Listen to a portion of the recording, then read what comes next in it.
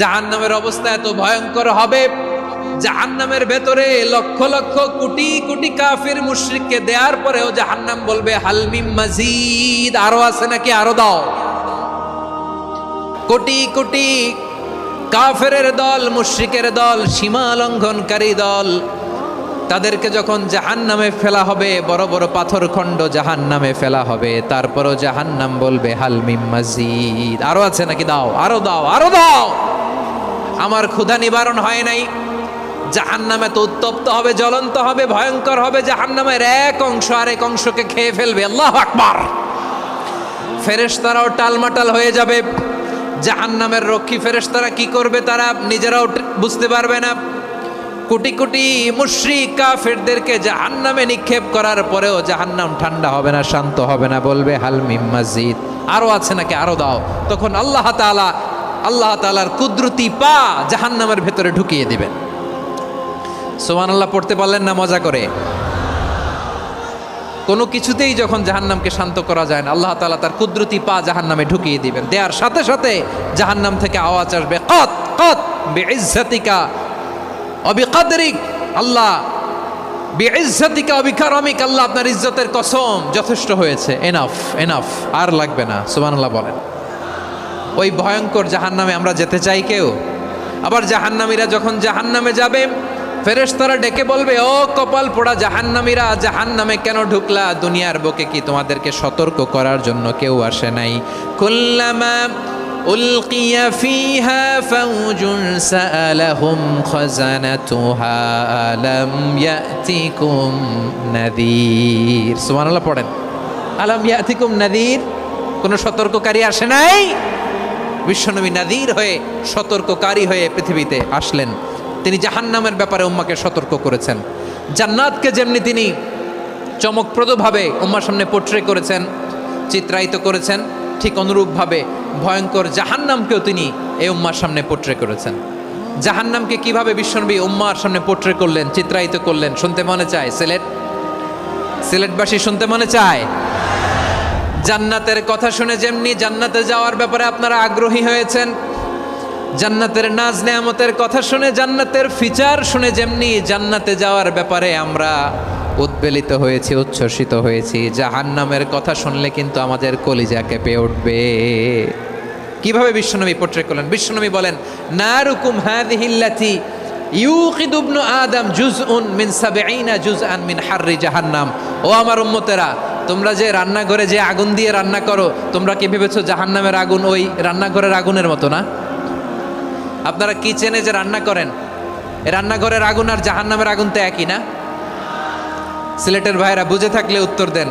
কিচেনের রান্নাঘরের আগুন আর জাহান্নামের আগুন এক না? একরকম? বিশ্বনবী বলেন, জুজউন মিন ৭০ জুজআন মিন হাররি জাহান্নাম। জাহান্নামের আগুন দুনিয়ার আগুনের চেয়ে কমপক্ষে ৭০ গুণ বেশি তেজওয়ালা। জাহান্নামের আগুনকে আল্লাহ নাম দিয়েছেন নারুল্লাহ।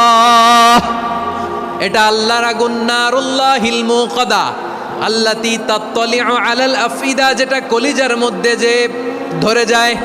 দুনিয়ার আগুন হাতে লাগলে হাত জ্বলে, পায়ে লাগলে পা জ্বলে। জাহান্নামের আগুন দেহের যেই জায়গায় লাগুক না কেন, সাথে সাথে কলিজাটা জ্বলে ছাই হয়ে যাবে।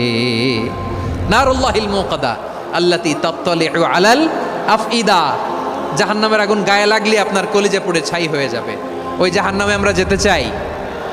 আমরা তো সবাই মিলে নাশিদ গাইলাম, জান্নাতে আমরা একা যাব না, সবাই মিলে যাব। ওই জাহান্নাম থেকেও সবাই মিলে বাঁচার দরকার আছে না নাই? কি ভয়ঙ্কর শাস্তির বর্ণনা যে বিশ্বনবী দিয়েছেন, এত বিস্তর আলোচনার সুযোগ আমার নাই। আমি শুধু সবচেয়ে হালকা পাতলা, দ্য লাইট পানিশমেন্ট, সবচেয়ে হালকা শাস্তি কি হবে এটা বলবো। বিশ্বনবী বলেন, ইন্না আহওয়ানা আহলিন নারি আযাবান ইয়াউমাল কিয়ামাতি লারাজুলুন তুদাউ ফি আখমাসি কদামাইহি জামরাতান ইয়াগলি মিনহুমা দিমাগু। জাহান্নামের সবচেয়ে হালকা আযাব কি হবে শোনো। সবচেয়ে ভারী না হালকা? সবাই বলুন, জাহান্নামের সবচেয়ে কঠিন আযাব না হালকা? জাহান্নামের সবচাইতে হালকা আযাব হলো ওই ব্যক্তির আযাব যার পায়ে দুটো জাহান্নামের আগুনের জুতা পরিয়ে দেয়া হবে। ওই আগুনের উত্তাপে তার মাথার মগজগুলো ভাতের মারের মতো টপ টপ টপ টপ করে বেয়ে বেয়ে পড়বে। নাউজুবিল্লাহ পড়বেন না?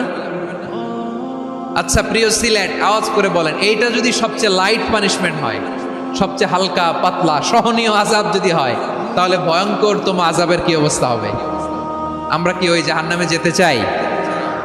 জাহান্নামের অবস্থা এত ভয়ঙ্কর হবে, জাহান্নামের ভেতরে লক্ষ লক্ষ কোটি কোটি কাফির মুশরিককে দেওয়ার পরেও জাহান্নাম বলবে হাল মিম মাজিদ, আরো আছে নাকি, আরো দাও। কোটি কোটি কাফেরের দল, মুশরিকের দল, সীমা লঙ্ঘনকারী দল, তাদেরকে যখন জাহান্নামে ফেলা হবে, বড় বড় পাথরখণ্ড জাহান্নামে ফেলা হবে, তারপরও জাহান্নাম বলবে হাল মিম মাজিদ, আরো আছে নাকি, দাও, আরো দাও, আরো দাও। আমার ক্ষুধা নিবারণ হয় নাই। জাহান্নামে তো উত্তপ্ত হবে, জ্বলন্ত হবে, ভয়ঙ্কর হবে। জাহান্নামের এক অংশ আরেক অংশকে খেয়ে ফেলবে। আল্লাহু আকবার। ফেরেশতারাও টালমাটাল হয়ে যাবে।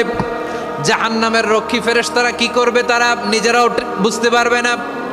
কোটি কোটি মুশরিক কাফেরদেরকে জাহান্নামে নিক্ষেপ করার পরেও জাহান্নাম ঠান্ডা হবে না, শান্ত হবে না, বলবে হাল মিম মাজিদ, আরো আছে নাকি, আরো দাও। তখন আল্লাহ তাআলার কুদরতি পা জাহান্নামের ভেতরে ঢুকিয়ে দিবেন। সুবহানাল্লাহ পড়তে পারলেন না মজা করে? কোনো কিছুতেই যখন জাহান্নামকে শান্ত করা যায় না, আল্লাহ তাআলা তার কুদরতি পা জাহান্নামে ঢুকিয়ে দিবেন। দেওয়ার সাথে সাথে জাহান্নাম থেকে আওয়াজ আসবে, কত কত বিইজ্জাতিকা ওয়া বিকদরিক, আল্লাহ বিইজ্জাতিকা ওয়া বিকারামিক, আল্লাহ আপনার ইজ্জতের কসম, যথেষ্ট হয়েছে, এনাফ এনাফ, আর লাগবে না। সুবহানাল্লাহ বলেন। ওই ভয়ঙ্কর জাহান্নামে আমরা যেতে চাই কেউ? আমরা সব সময় ওই জাহান্নাম থেকে আল্লাহর কাছে পানাহা চাই। আওয়াজ করে বলেন ঠিক কিনা?